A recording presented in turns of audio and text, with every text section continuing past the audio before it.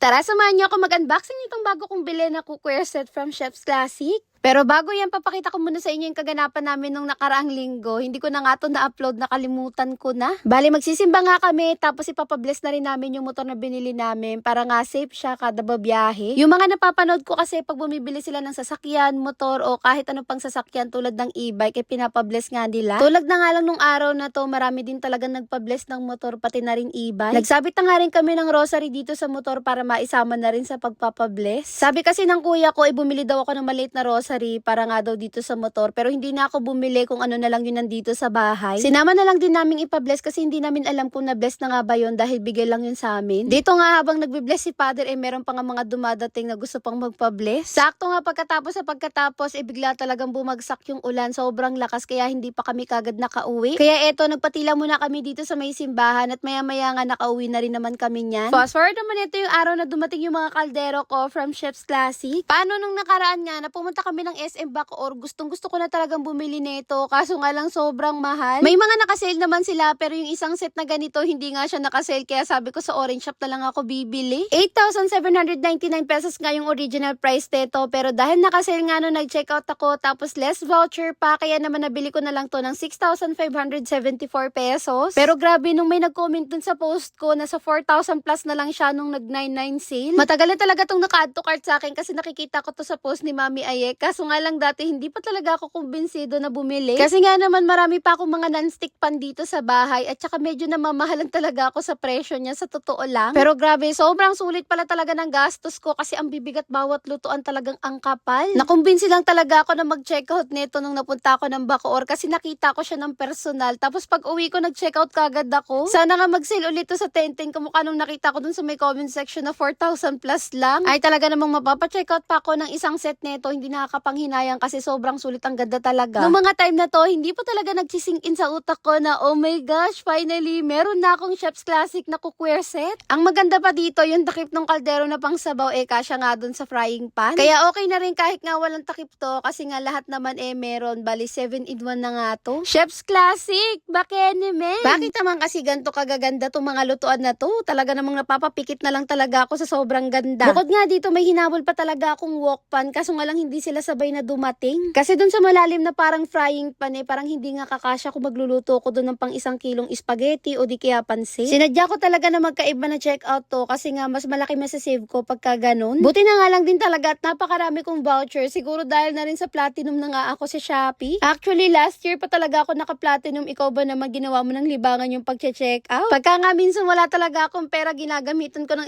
pay later. Ang laki na nga rin ang credit limit ko. Nasa 30,000 na. Eto namang wok pan, 3,717 to. Nabili ko na lang siya ng 2,501 dahil sa voucher. At yun lang muna mga Marcel Parsi. Salamat sa panonood. Please like and share this video. Kung gusto niyo rin ng mga ganitong lutuan, ilalagay ko na lang yung link sa may comment section.